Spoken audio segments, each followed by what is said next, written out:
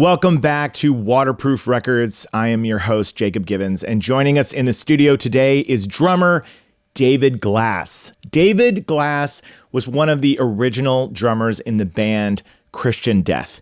Now, Christian Death was formed in 1979 by singer, performer, artist, poet Rozz Williams. He started the project, created an album which became one of the most iconic entries into Deathrock, really influential in the goth music scene, although Rozz Williams never really appreciated being lumped in under goth and tried to dismiss that a lot of his career. But in the early 1980s, another LA band called Pompeii 99 joins forces with Rozz Williams and Christian Death, and then that's when we get Catastrophe Ballet, which David Glass plays on. And this is a new lineup of the band. In 1985, Rozz Williams departs the Christian Death project and it gets passed over to Valor Khan, which it continues to this very day. However, one of the reasons that I welcome David onto the show today is there is a documentary coming out by director Nico B called Rozz Williams, Romeo's Distress.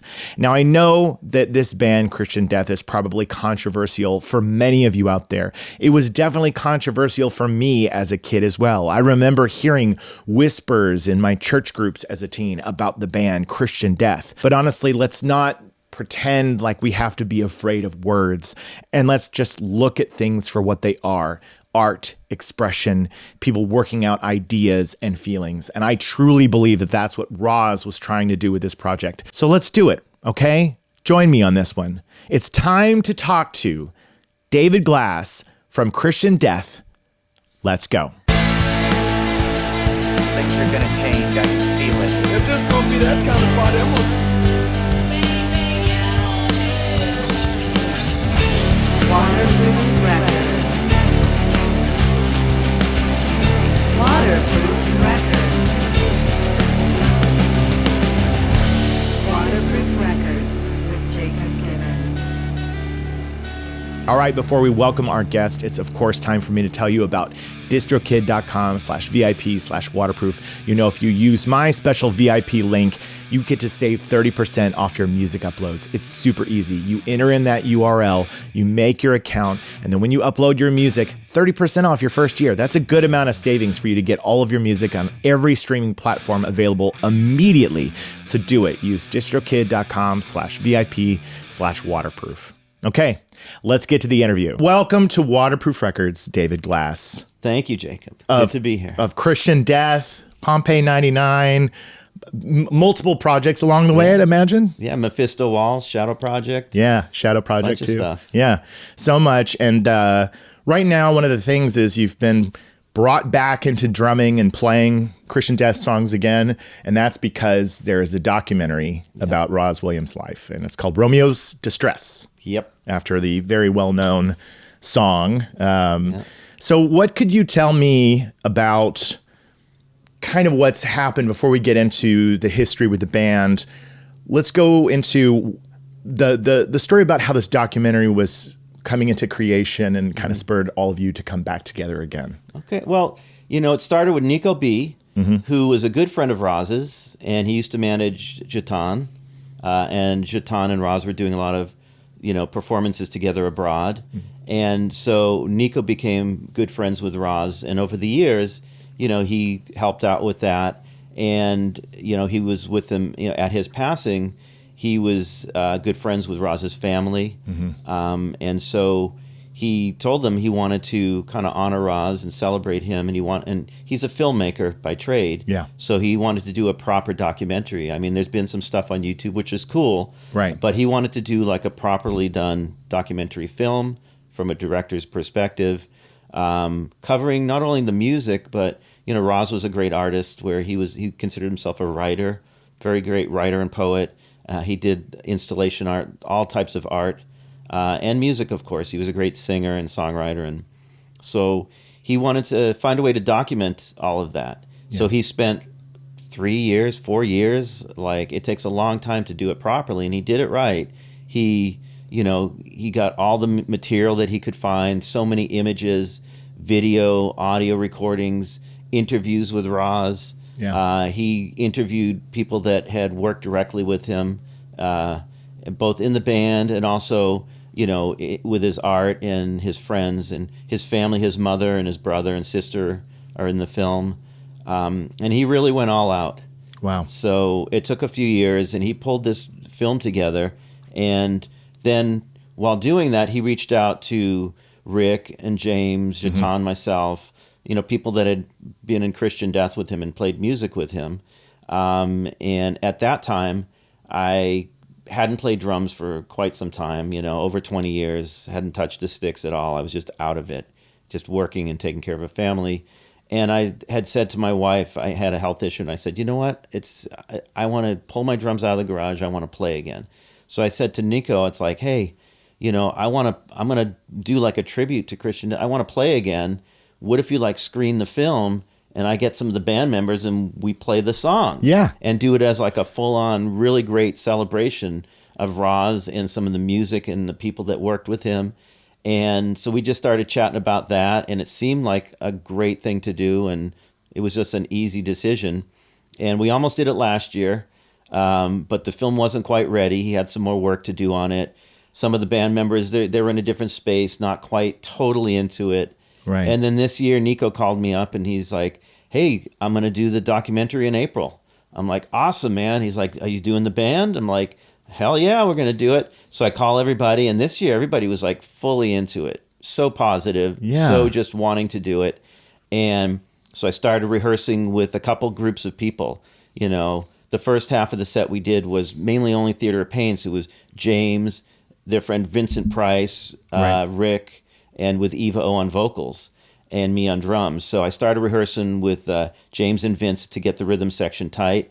And then the second half, I had to find a singer that I thought could do justice to Rozz's performances and his lyrics. And that's a hard thing to do. Absolutely. I knew we had Jatan, which was like magic. Right. And I also reached out to Kenton Holmes, who had played guitar with Rozz in Shadow Project. Yeah. And William Faith, who's an amazing bass player, played with him in the later part of Christian Death as well as Shadow Project. And I'm like, who the hell am I going to get to sing?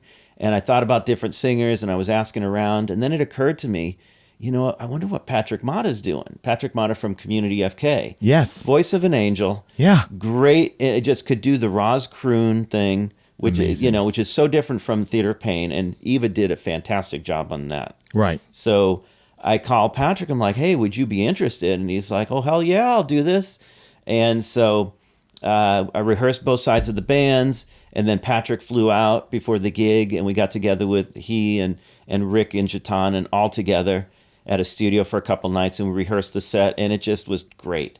That's fantastic. And then, and the show is just off the hook. It was just amazing. I know. I am kicking myself that I was unable to attend. I'm hoping that there's another opportunity to see you play. It was a once in a lifetime because torture. It was really like, we're going to do one show. There was no thought. We didn't even have a band name. There's no band name. We were just Plus Live Performance. No band name. Yeah. So it was not supposed to be an ongoing thing. It's like, we're going to get together because I'm going to, pull this band together and get a great set of music that I think the fans are going to love to hear and see us perform. Yeah. Some of us hadn't worked together. I hadn't worked with Rick or James in a very long time. And I hadn't worked with Jatan for a number of years. Mm-hmm. I played a couple gigs with Kenton when we were with Jatan. Never worked with William Faith. We've all been in the same bands, whether it's Christian Death, Mephisto Walls, Shadow Project, all that kind of stuff. Right. We just revolving through.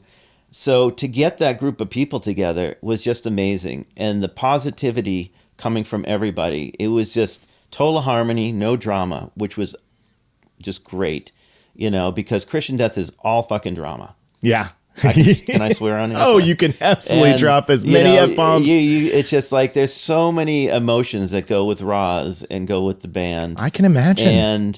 But this came together organically. Mm-hmm. Everybody was super cool. The rehearsals were just so positive. Everybody was happy to be doing it and happy to be asked to do it. I was thrilled because I get to play drums. Not only that, I get to play the songs that I love. Right. And I get to play some of Theater of Pain, which I didn't play on. Right. George Bellinger, of course, played on that amazingly. And I get to play with all these great people. And it was just so much friggin' fun. It was cool. Is there a recording? Did anybody document this? Do you think there'll be anything that comes out that people will get to see? I don't. There's lots of videos starting to pop up on YouTube, of course, and Instagram. And they're usually from one angle, like they're in a seat over here or a seat over there. Right. Some with better audio than others. I tried to get a recording off the board, but it's a bit dodgy. We may clean it up and use it, but I'm going to see what I can do. I'm trying to reach out to some people for video so I can, aggregate all the different angles and really cut together a proper video of the night, because it really needs to be documented. I agree. I'm hoping you can pull that together. The thing about that show was it wasn't a gig. And it wasn't just a screening. It really was a celebration, and not only of Rozz, but of the scene. Yeah. People flew in. Yeah. I saw people from Mexico, from the UK, from France, from all over the States. Yeah. And they flew in, and it was jam-packed, sold out, in this beautiful Art Deco theater, the United Theater. It was amazing. And people, the energy and the excitement, we did a meet and greet, and just the people were just so thankful that we did this. Yeah. And when you get that kind of positivity and energy coming from people, you're like, wow, this is special. Yeah. I'm glad we did it. We did it for ourselves selfishly, but we did it for them. Yeah. And the whole scene came together, because there was a lot of big shows that week, Lebanon, Hanover a couple nights before, 45 Grave that weekend before. So there was a lot of shows going on that weekend. But to get that many people out, there was some really cool people in the audience. I met Don Bowles for the first time. Fucking awesome. That's great. Lowell Tolhurst from The Cure was From there, The Cure, apparently. yeah, I didn't get to meet him, That's but I heard awesome. he was there. Amazing. And I heard other people as well. Yeah. And it was just so cool. The sound was great. The performances were solid. After all these years, I can still play, it looks like. I love it. Well, what you mentioned earlier that, when this idea came about last year, previously, do you think that there was something in particular that switched everybody's attitude and mood about doing this? Can you point a finger? Just the timing of it. Yeah. Sometimes, because I had 10 people on stage. Wow. Over the night. Wow. That's a big band to gather up. Yeah. And everyone's got lives. People work, they have family. People are in different locations. Patrick's in a state not in California. Right. Others are commuting in from, Joshua Tree and like Tustin and all these places. We're all coming in from all over. And so I got a studio in Burbank for the initial pre-production rehearsals, and then we rented a bigger one in Burbank for the main rehearsals. And it was just a lot to get together. And I think it's timing. People go through things in their life, and sometimes you're just overwhelmed, and it's just like not a good time. And it's just not right now. Yeah. But when I reached out, it was good timing for everybody. Yeah. They were into it. They wanted to do it. Nobody was dragged into it. Nobody did it for any money. It wasn't about money at all. This was about coming together, playing these songs, working with each other, celebrating Rozz and really promoting this great film, and really setting the tone for what could come later for the film. Like, he's going to premiere it in all these different places. Now that it's out there, he's getting a lot of different calls. And, they want the film for sure. They're asking about the band, which is kind of a big question mark, But they've got July 7th and 8th in New York. Okay. At the Nitehawk, that's booked. He's talking about Chicago. He's talking about other countries, different cities in the States. Mm-hmm. It's going to go worldwide. Yeah, and he wants to take it to different cities and kind of. The thing about instead of just throwing it on Netflix or on YouTube or something like that, man, the response during the movie was just intense and amazing. When people would pop on screen, they would be yelling for them. Yeah, just so pleased to see them and hear what they had to say. People were laughing it's a very heavy movie, especially at the end. I can imagine. People were crying. It was just so emotional to be sitting, because I sat in the audience to watch it, and just the interaction with the audience and just them yelling out is incredible. And that happens in a movie theater. Yeah, it does. It does. And there's something to be said. More and more artists are beginning to do that instead of doing, selling to a network, Netflix, Hulu, those things, or going even on a festival run, but actually having a theater that that when you put it in a city, that the fans are going to show up, the people that really believe in the project. And when you have a room full of that, the energy is just magic. And he's ultimately going to take it to festivals, and he's going to stream it. Yeah. I mean, that's obviously good the long game. for my audience. They can finally see it. But for now, I mean, he really wants to premiere it in these different places. And It's like you smart. said, there's so many people that are into Rozz, that are into the band, that are into alternative music, that are into art, into it for all these different things. And he wants to gather these people in different areas and give them a chance to firsthand just see it on a big screen. It looked amazing. It sounded amazing. And like I said, the interaction was just incredible. Yeah, absolutely. Well, I'm excited to sit down with you and talk to you because this is not only very cool about the world getting to see this and hear their story and learn more about Rozz Williams, who is a huge, important figure, an icon in the genre of music that you're in, Deathrock, goth, those things, but also just where he stood in the world in the early 1980s. It was such a bold thing way to be at a time where it was very dangerous. And we'll think that he was 16 when he started doing that stuff. That's wild. He was 18 when he made that record. I think maybe even younger. I know I was 20. He was a year younger than me, and I was 20 when we were doing our iteration of Christian Death. Right. So he was doing this at a very young age. Yeah. And you look at those lyrics and the poetry of it, and you go, "This is a freaking teenager." Right. Right. And this is whoa, way beyond. Absolutely. And that's that and singing and songwriting and the art that he did. He did the cover art for Theater of Pain, and he was just an amazing, talented person.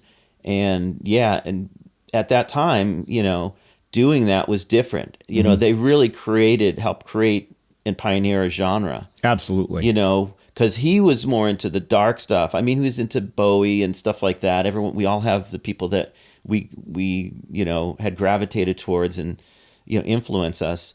But then when Rick came into it, who was already kind of a punk legend with the Adolescents and DI and stuff like that, and he brought that kind of punk but polished, almost pop kind of sound to it. Yeah. Hooks. And it just worked. Yeah. And that record, it's a seminal album for a reason, because it's just such a beautiful piece of work. Yeah. Different than what was happening, just so forward thinking. And, that combined with the imagery, Rozz in the dresses and these guys with the makeup. And, there was glam, of course, before that, but nothing like that. I mean, you had, Alice Cooper, certain people doing things like that. But it was just really, really interesting what they were doing, and people latched onto it because it was so original and so true and sincere. Yeah, I in preparation for this, I did more deep dives and research, a little bit of background and about my knowledge of Christian Death. So I was born and raised in Tulsa, Oklahoma, and I grew up. I was a kid in the 1980s. And so, of course, I was in the thick of the satanic panic of the era, which for burning records. Yeah, my audience is too young. There was a time where every parent and every Protestant church was spun into a frenzy about metal music, Dungeons and Dragons, and they just had this idea that every kid was worshiping Satan. Yeah. And so in Tulsa, it was definitely hitting my family. And by the time I was a young teenager and I was starting to be drawn into bands like Megadeth and Metallica and Suicidal Tendencies and Slayer, but Slayer was really even scared me at the time. I was like, that's too much. So when I heard the band Christian Death, you were like a cautionary tale. That was like a band that Urban you were myth. like, oh yeah, it was like it doesn't get any worse than just that. The name. Exactly. Just elicits so much interest, emotion. Oh my People God. freak out. Yeah. It is so bold to put out there in the 1980s and to be up against. I mean, now I think, even though we're kind of at a time where there's a resurgence of extremism, but back then it was the culture. It was the way the United States operated, not necessarily everywhere else in the world, but especially in the middle of the country. And to have that name, for Rozz to be kind of androgynous and have a fluid sexuality, gay, straight, bi, whatever it was, those were very controversial things. A name, an image, and then the lyrics, the subject matter. Yeah. So I remember being warned. I remember church leaders being like, naming that band and trying to scare me. Yeah. And I just think that that's something so important about shaking things up and challenging the norms that you have to do. Yeah. Even for those, I'm not trying to be critical of anybody who has their beliefs and uses things to get themselves through in life. Whatever you got to do to survive. But if we don't challenge and push on things, then they don't hold up. It's so hard to know. I don't think he was actually trying to push buttons. Yeah. I don't know that he was actually trying to do that. I think he was just emoting. He was just releasing. Yeah. He was just putting down on paper with pen and vocalizing what he's feeling, what he's thinking. Yeah. His thoughts about the world, thoughts about, how things are and himself. And, it's just, that's such a really cool, deep record. Yeah. And, and that just is who he was. And cool and deep, That's why I wanted to talk to you and wanted to highlight this, is that I am no longer a participant in any faith, but still have parents that are, and of course family members.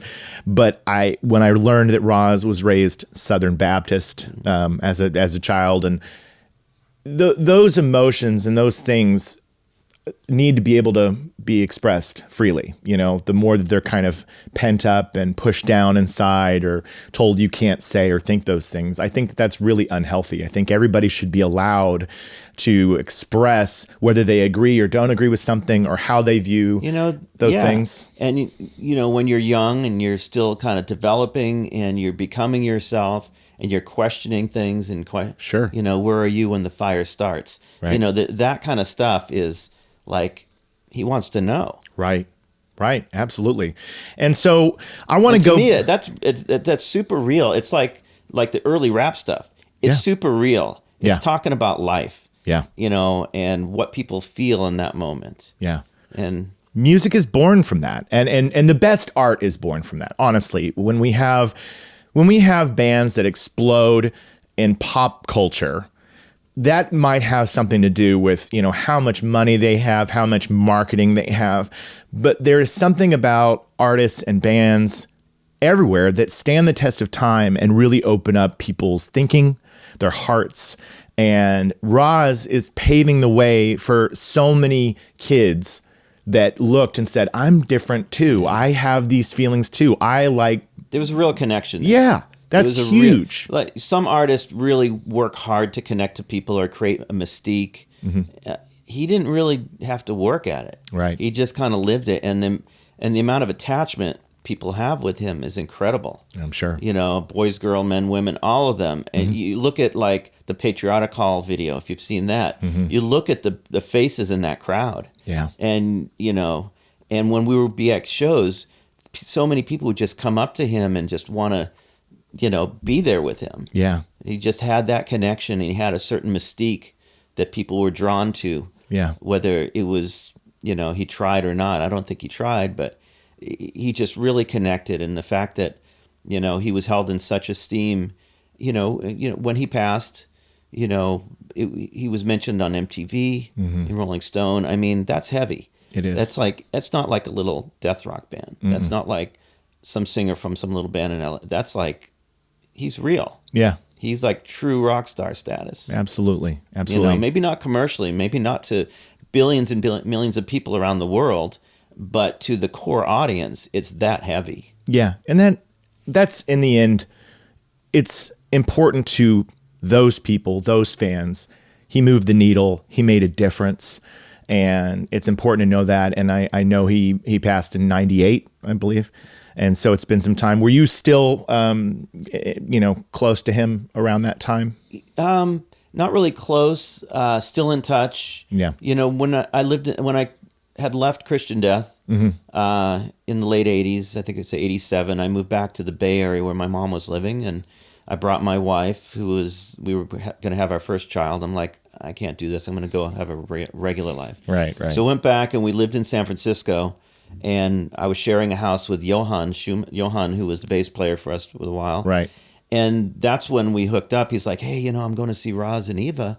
They're having a little celebration of each other. And So we went there and they were like, hey, we're going to do a band. It's going to be called Shadow Project. We want to, Right. And we're like, wow, it sounds awesome. Yeah. So we started Shadow Project, Johan and me, Rozz and Eva, and we had a in-law apartment downstairs in the house we were renting, and Rozz and Eva lived down there for a little bit, and then they decided it was time to go back to LA. So we were done with Shadow Project, but they pursued it, and then he regrouped with Christian Death and did the Patriotic show, and then they lived down here. And then when I moved back to Los Angeles with my family, we kind of reunited. He would come over every now and then, and I'd see him from time to time. He would call and speak to my wife mainly. Mm-hmm.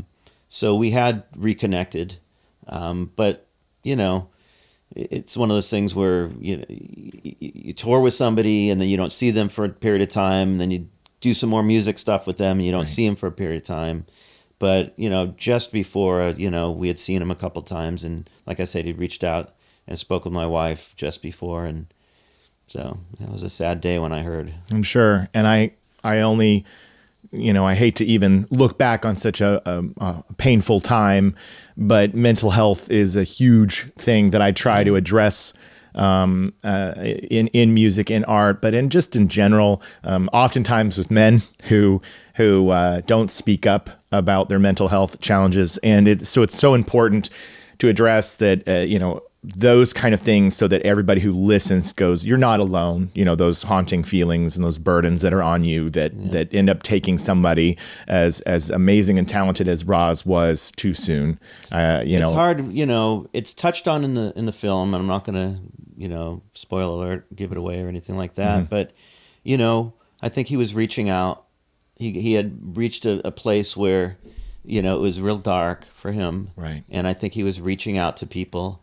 And, it's really tough because, he got to that point and he went over the edge, which was terrible. Yeah. Who knows if any of us had been able to reach back out and get to him in time, mm-hmm. if it might have been different, mm-hmm. or just happened at a later time. I don't know, mm-hmm. But yeah, people get in a place in their life. All people do. Oh. And, a lot of times we just kind of bury it and just keep forging ahead, and but sometimes it's good to reach out or just to ask for help. Yeah, I agree. And there's oftentimes when we lose somebody in this way, we'll never know.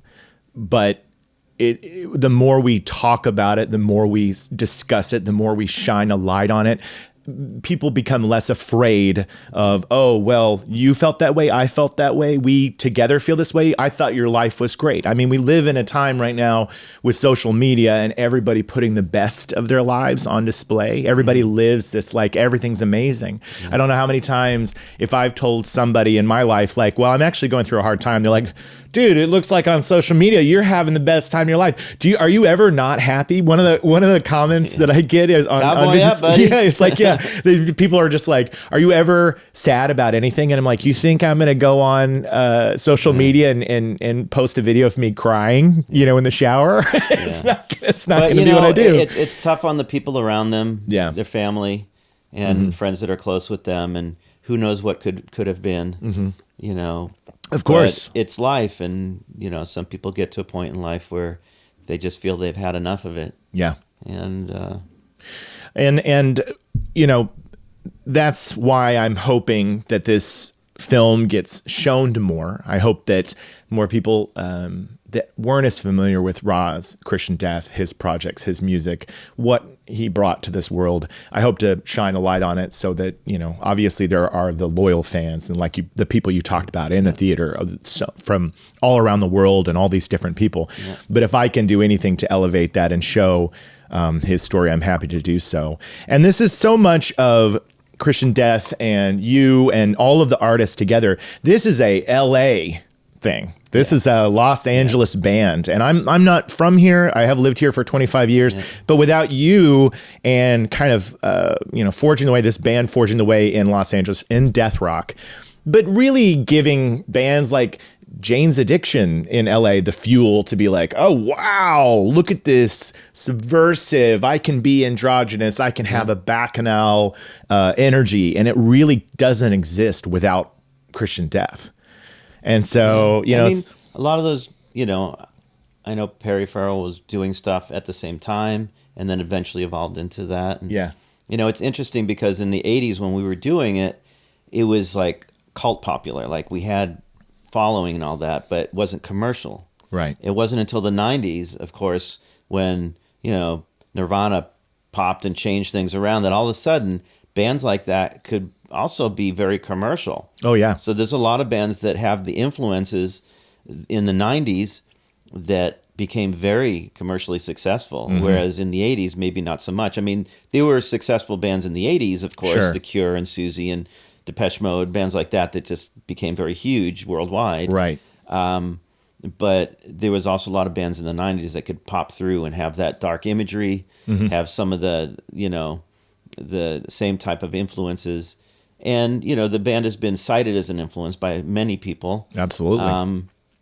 And for good reason, especially the original, you know, version of the band, the Theater of Pain version. That was such an impactful record. Not to say that Catastrophe Ballet, Ashes, and some of the other records aren't as well, because people get into the scene at different times. Right. I've heard from so many people, oh, Catastrophe Ballet that's my jam. I mean, that's when I got into it, Yeah. and I'm just so into it, and they like that more than Theater of Pain. And other people are like, I'm team Theater of Pain. But at the end of the day, you know, the band as a whole kind of really made a mark. Yeah. And when you look at from record to record, it was so eclectic and weird, and not just one thing. And Rozz, being the chameleon that he was, and he always wanted to evolve and do something different and new. He'd do something and say, okay, I've done that, you know, now I'm going to do this. And he did that a lot. Yeah. And that was, you know, one of the reasons when, you know, after he had stepped away from the original band, and that he wanted to do something different. Yeah. And apparently he chose to do that with, you know, Valor, Jeton, and myself, and regroup the band and just do something different. And what he came into the band with was some music that was different.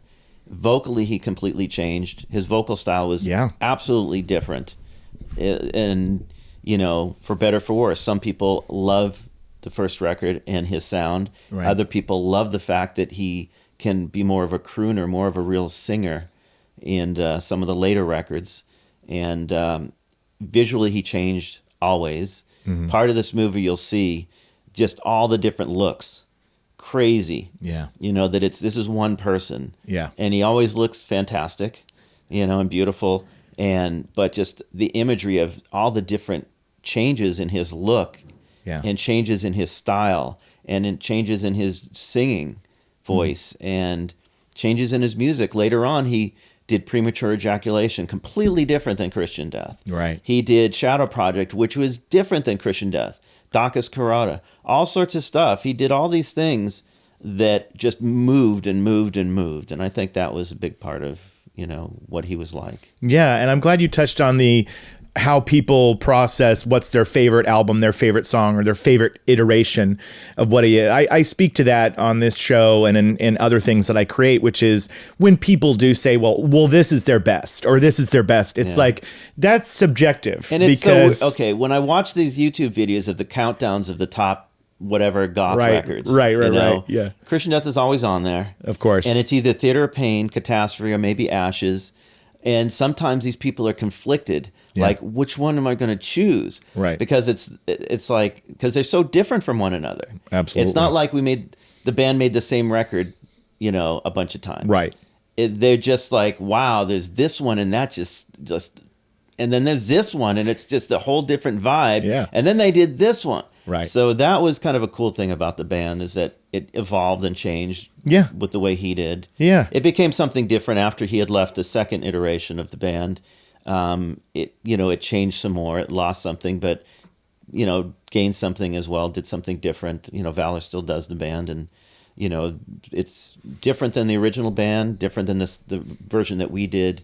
It just has evolved over the years. Yeah, and who's to say when somebody receives music, like when it falls into your lap, like your parents could be getting a divorce, you could be going through a breakup, you could have gotten out of a dark, depressive state, and this song, this album lands in your lap. So that's why nobody can ever say this is their best. It's like that the human experience is, how will I receive the art? Yeah. And if I suddenly get an album that is hated by everybody, but it just happens to be in my lap at a time when I need it the most, then there is no reason why that can't be my favorite. So, and there's the just sheer volume of music that was made up to date still. Like one of his songs from a few years back, Beautiful, is a great song. right. You know, Valor did an awesome job, and you know, some people like Sick of Love, some people like stuff off Atrocities, some people like Wind-Kiss Pictures, some people, and you know, obviously people like the first 3 albums like immensely. Yeah. But there's still, people follow this band and Right. the music,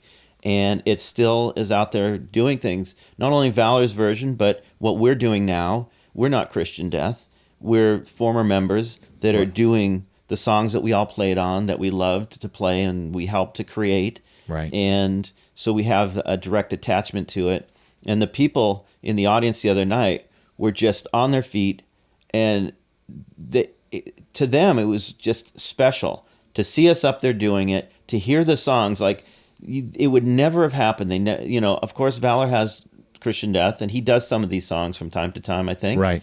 And I think this was a little bit different than that. I think this was, you know, something, I'm not going to say it was special, more special than what he does. It's just different. It was a different way to present the music. Yeah. And I think the people were just like, that first set with James and Rick and Eva and Vince, man, people were just like, you could just feel the energy. And my fear was that when we got to the second part where we were doing Catastrophe and Ashes, that there'd be a drop in energy, because it's more mid-tempo-y, more sensitive and subtle than Theater of Pain. Not that there's not a lot of subtleties in Theater of Pain, but the energy just kept going, and the response was the same for the whole show from beginning to end. That's wonderful. And it's just like, you know, my fears were, you know, not held true, because we started in that second part of the set and everybody stayed on their feet and seemed to love everything that we were doing. That's fantastic. Hearing Jatan, they were just ecstatic about hearing Jatan. Patrick did a phenomenal job. Like, you know, and we've gotten a lot of really positive response about the whole show. Yeah. Not like, oh, the first part was amazing and then it was like blah blah. You know, it was like from beginning to end, people were just loving that show. Do you think that because it was a little bit of tribute energy involved as well, you're coming together, but it was also to really elevate Rozz's story? This was more than a legacy performance. Right. That's not what this was. Okay. We were there to support the movie, Right. celebrate Rozz, and, you know, like I said, selfishly, it was so great to play and perform with these people. But we were there for the right reasons, and to make a night of it, to make an event of it, not just a screening, not just a gig. This was a full-on celebration, an event. Yeah. And people, you know, when I was out in the lobby, it was incredible. You know, people that hadn't seen people for years, it was just amazing energy and positivity. Yeah. And like I said, hearing the responses during the screening, when the film was going on, people... You know, Rick would come on and people like, yeah, couldn't even hear what he's saying because they were going so freaking crazy. Yeah. And, you know, people would, you know, they were just responding, and, you know, something be said, they would laugh. They were in that moment. Right. They were right there with the movie. That's beautiful. Yeah, it was really cool. I love to hear that. And it wasn't just a long music video. Right. Like a lot of docs can be about musicians. Sure. This was starts out with his life as a child. Nobody really knew Rozz as a child. Right. We knew Rozz as, you know, in a dress with a cross, right. You know, getting pinned up on a cross, you know. Yeah. That's what we think, you know, or later in his career. But, you know, so it touches on his childhood. His mother and his brother and sister talk about his growing up. Yeah. And we see early photos, and, you know, we learn about his relationship with his father. And then it talks about forming of the original Christian Death. Before Rick was there, you know, talks with the original guitar player, really great interviews. And then it moves to where they made Theater of Pain and stories about that. And then it moves on from there, and I'm in there, Jetan, we're talking about some of maybe the later things that happened. And it's just really a cool, some of his friends and early acquaintances that were really special to him are in there talking about their direct memories and relationships. And it's just such a cool movie. And at the end, for the credits, we do a new version of Flowers, which is a whole nother thing. Right. When Nico and I were talking, he's like, hey, before Rozz passed, he told me he wanted to do a proper recording of the song Flowers. He did a version of it with piano for a record that they did, but he wanted to do a full band instrumentation with it. And he did some live performances with it, but he never got a chance to go in the studio. And it's one of the things that Nico said that was really important to him that he wanted to do. I'm so glad you did it. So Nico's like, hey, what would you think about recording a new version? I'm like, I'm not sure, because I don't know if he liked remixes. I think he liked some, but not others. And, you don't want to mess with stuff. But I'm like, okay, let's see what we can do. And so he reached out to Rick and James, and they were into it. And it almost didn't happen because of timing and everything. And I'm like, you know what, Nico, screw it. I'm going to go up to my nephew's studio up in San Luis Obispo. I'm going to take my drums, and I'm going to lay down the foundation of an arrangement, and I'm going to put new drums on it, playing to Rozz's vocal. And then I'm going to send it off, and James will do some bass. And then we'll go in with Paul Rossler, who helped produce the track, into his studio. And Rick will go in and put down the magic, right? Yeah. And so that's how it came about. We did that, I bit the bullet. I went up there. I didn't know what I was going to do, but it was so amazing to hear Rozz, like he's in the next room and I'm just playing. Wow. And it's different than the live version. And I think different enough that people will appreciate it. Yeah. And it's well recorded. And, James did a fantastic job, and Rick and Paul did some keyboard on there. And it just is a really cool version. It's such an amazing song. Yeah. It's not your traditional, like, that's a Christian Death song. Right. The writing on it. Is it available for people to hear now, or only in the context of the film? July 24th is going to be a 12-inch vinyl. Great. Like lavender color vinyl. It's beautiful. It's a beautiful package. And it'll have the recording that Rick and James and I did on one side, and then it'll have the Dream Home Heartache piano version on the other side, and the live version. Great. So the 3 tracks on the 12-inch, on colored vinyl. It's just a beautiful package. I'm so glad we got a chance to share, and now everybody can look for it when this episode drops. July 24th. July 24th. Well, going back to young David, always I ask my guests on the show about their waterproof record, and when I asked you, you had 3 examples, which I think are just great. So I'd love to just touch on those briefly, because it's did you grow up in LA? No, I did not. Okay, where'd you grow up? I grew up on the East Coast. Okay. I was born in Miami, but I grew up, my parents were from Boston. I lived in Boston when I was a kid, and then lived in New Hampshire for some time, and then moved to Colorado, and then I lived outside of Reno for a little bit. All over the place. And then I finally moved to LA. How old were you when you got here? I was 15. 15. Great time. Yeah. Late 70s. You're 15 years old, and here's LA. Yeah. And my father was a jazz drummer. Oh, cool. So all I wanted to be was a drummer. Wow. So I left school very early. And I, rented a house with a singer when I was like 16. And I wanted to play drums. I was learning how to play drums. I was in a band called the Degenerates. We having a great time playing, Hong Kong Cafe and some clubs around LA.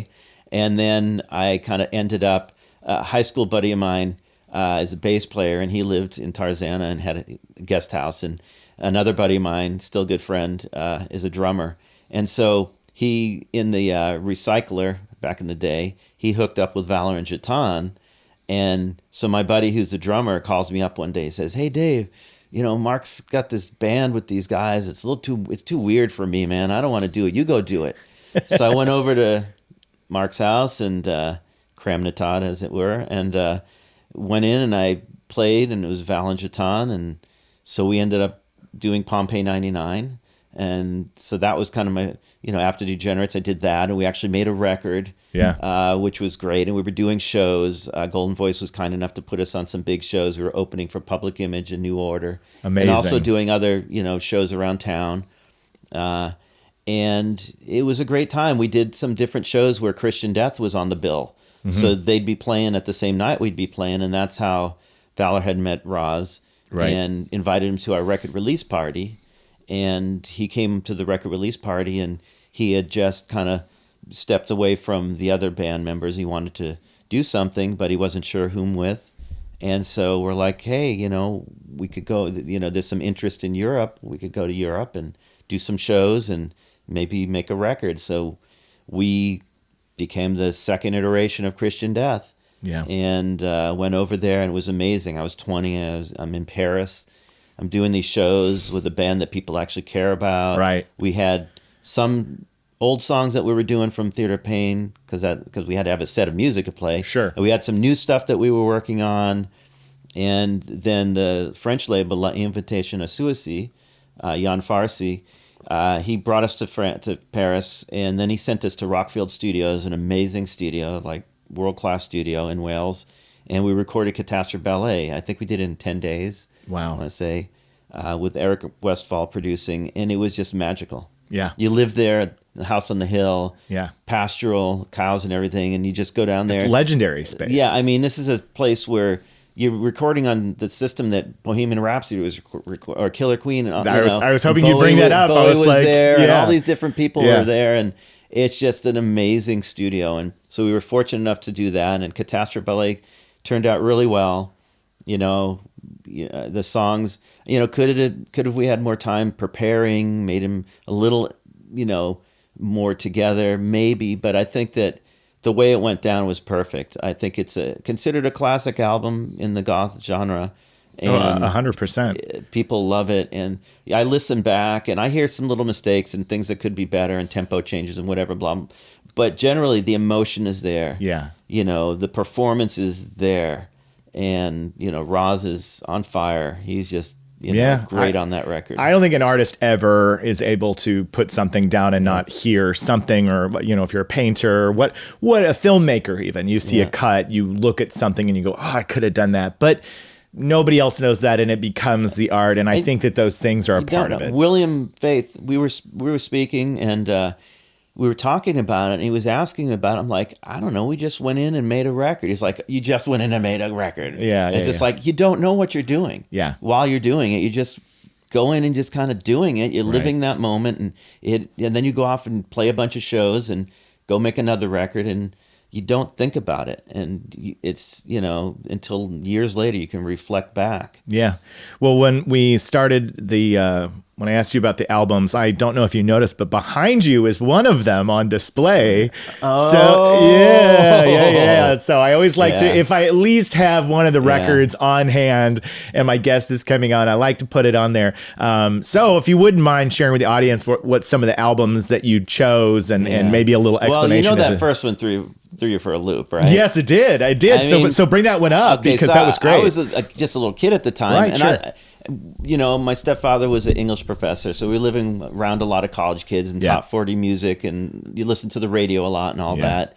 And I really liked, R&B and soul and stuff like that. I used to watch Soul Train. Yeah. Because you had 3 channels, and you find your shows, and Soul Train was an amazing show. A lot of great people. Bowie was on there. All these great people were on there. Right. So my first 45 that I purchased was George McRae, Rock Your Baby.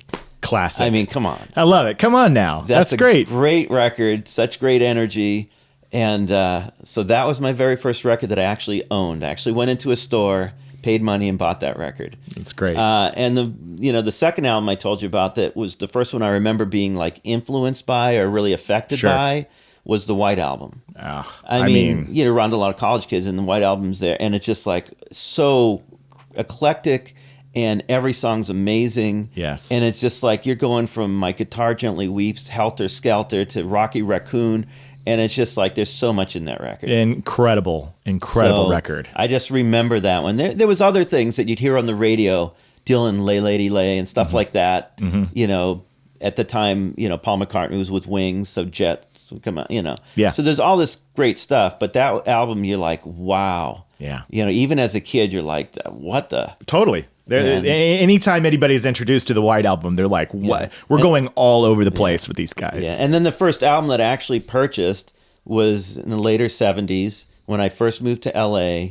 I got Houses of the Holy, and like I said, you put on the headphones, Yes. You kind of crank it up and lay back. Lights are out, and you just like go off. No quarter is like no crazy, quarter, dude. the ocean. Yeah. I mean, so to my audience that only listens to this show and doesn't watch it, I have put Houses of the Holy on display behind him, and I love that record. I love that band.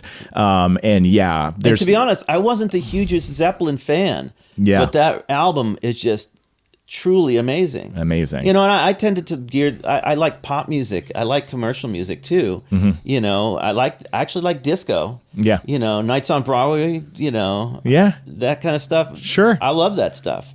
But I also like rock, and I like power pop and stuff like that. Sure. There were great shows in the late '70s and early '80s in LA. Yeah. I saw Cheap Trick. Amazing band. I saw Pink Floyd The Wall when it came through. Blew my mind. I went with some buddies on mushrooms, and it was crazy. I am so glad. Insane. That was awesome. like the most interesting, live performance I've ever seen. The sound was fantastic, and when the wall came down and the whole thing rumbled, crazy. Yeah. And then there were other bands. There were so many clubs. You go to the Starwood and see the Go-Go's. Go to Hong Kong Cafe and see the Germs. I went to this bar above a bowling alley in Culver City. And it was the Blasters, Gun Club. The Go-Go's got up and were using the Blasters equipment. The guitar was too big for them and stuff. And incredible. It was just incredible. Yeah. There was so many great shows. Yeah. I saw Darby Crash Band, the last shows at the Starwood. There was just such great stuff going on. I think Berlin was opening or something like that. And then later I went to the US Festival. I went to the last day with Bowie, the Bowie Day. Wow. Pretenders, U2. U2 was amazing that day. Berlin was playing, Missing Persons, just, Stevie. It was just incredible shows. Yeah, you have there's a lot of eclectic taste and a lot of influences. And no surprise if you enjoy the White Album and then you have, the other bands you've referenced. There's a lot of diversity of sound as a drummer that has spoken to you. The Cars. Plimsoll, Right. all these different acts that just had such great music. Yeah, I love it. That is a huge part of our lives, right? How we absorb music and the way you talked about putting the headphones on. And, that's what music does to me and my favorite bands do to me. And so it's got to feel good to be playing drums again and really connecting to that part of your life. It's probably taking you back in a lot of ways. It's cathartic for sure. I hadn't played in so many years. I was so focused on just raising a family, working I work in television doing shows and stuff. And so you're always working hard. It's a lot of stress. It's 24/7 and there's not a lot of time to do other stuff. But, later in my life now, I'm trying to make some time to do things that make me happy. And, it's a great workout playing drums, There you go. Get your cardio in. I wasn't sure if I'd be able to pull it off. And there were some songs that I wanted to play that were a little too athletic now that I'm going to try to do, but I didn't want to get them into the set. Yeah. But, I think, my friends and other people have told me that I did a good job, that I sounded solid, and that's what I care about. I think, not perfect once again, but I played the set. I got through it. Everyone's happy. It felt good. Mm-hmm. It felt so good just to load in, set up, sound check, do the show. The whole thing, as much as I would love to be on the road, I don't know that I'd want to be on the road for weeks on end. Sure. But I would love to do some more shows and definitely want, I have some opportunities to do a little more recording and maybe some more performances. Yeah. Right. We're the reaction after the show was just immediate and getting calls from not only Nico is still putting out the movie and they're all asking, well, what about the band? Is the band coming?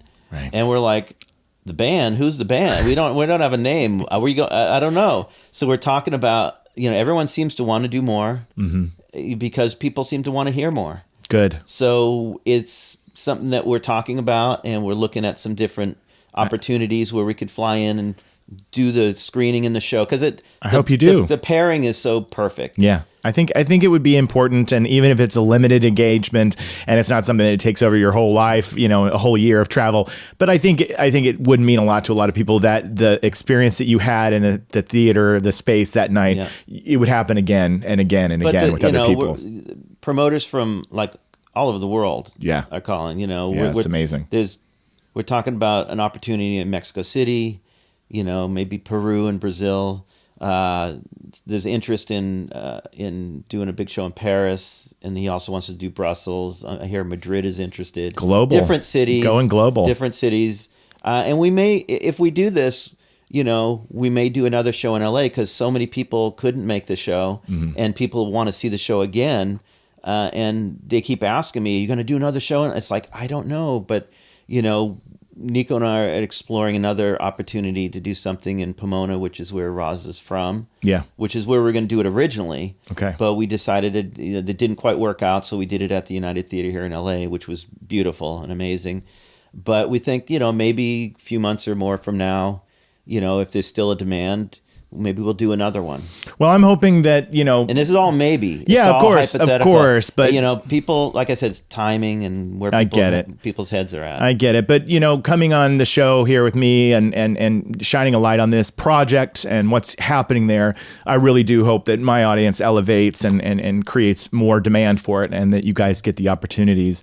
Obviously I feel like I could talk to you forever, but I won't keep you forever. But I was going to say, before we kind of wrap things up, I wanted to say, obviously it's a very different time now than it was when you were in Christian Death back then. And I wanted to kind of hear the difference of when you play now as opposed to back then. I know Rozz is no longer with us, but there had to have been a little bit of, or at least I would assume, fear that surrounded being in a project that was so controversial at the time, to have a front man who really was pushing the norms and probably being threatened, and probably had people that wanted him gone and wanted this band to be quieted down.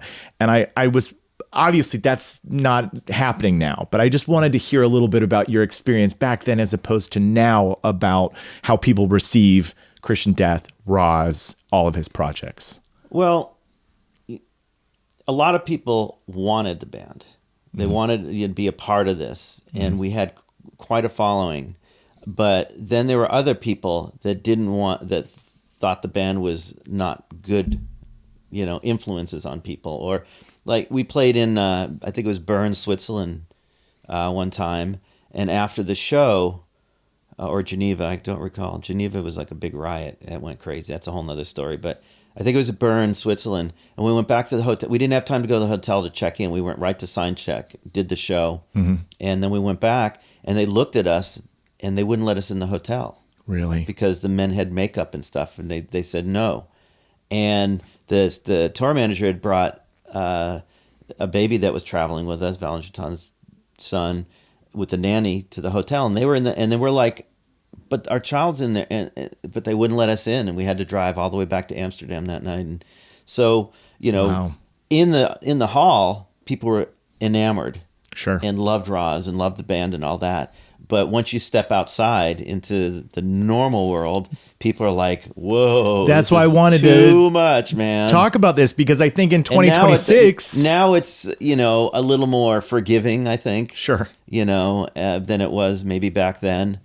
But there was definitely the lovers and the haters, for sure. Yeah. And I can't imagine, because as a kid, just seeing the unbelievable ire and just passion, hellfire, brimstone kind of feelings about anything that was anti-God, anti-Christian, anything like that in this country back then was scary for a kid. It did scare me. You know what I mean? Like whatever they forced me to feel like, well, that's evil and I shouldn't look at it. And I'm really anxious because I want to see Rozz as a kid, and I want to see that journey of interesting part of the story. Yeah, and I think that these stories need to be told. I think they need to be told. So I'm grateful you're doing this, and thank you again for coming onto the podcast and sharing with me this and all the stories you've told me about this event. I'm like losing my mind because I had no way of being there.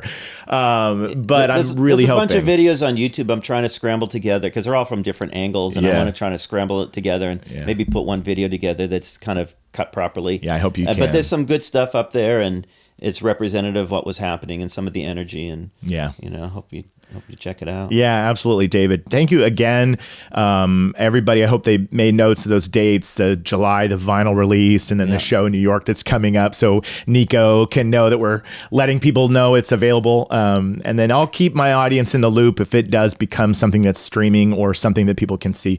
I'll obviously want to share that with them as well. But if they want to see the movie Yeah. or the band or whatever, they should reach out to their local promoters and people that are in the know in their hometowns and say, hey, we want this. Yeah, absolutely. Because I really want the movie to really go wide and reach a lot of people. And if the band follows along, that's awesome too. We'd love to go out and do that as much as we could.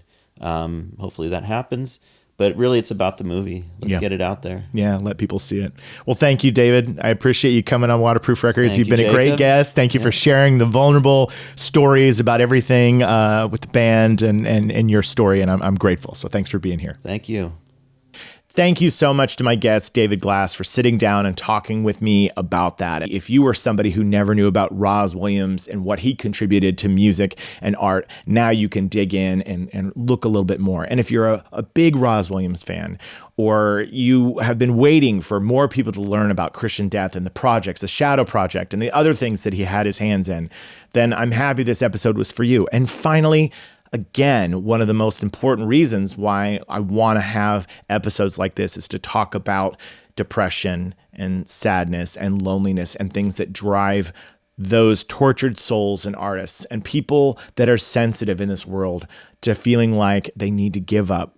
And so this kind of platform is important that we can share and talk and continually have a discussion together so that you know that you're not alone out there in this world. Thank you again to David Glass, and thank you everybody for joining me today on Waterproof Records. We'll see ya next time. Things are gonna change. I can feel it. If this gonna be that kind of party, I'm gonna Waterproof Records.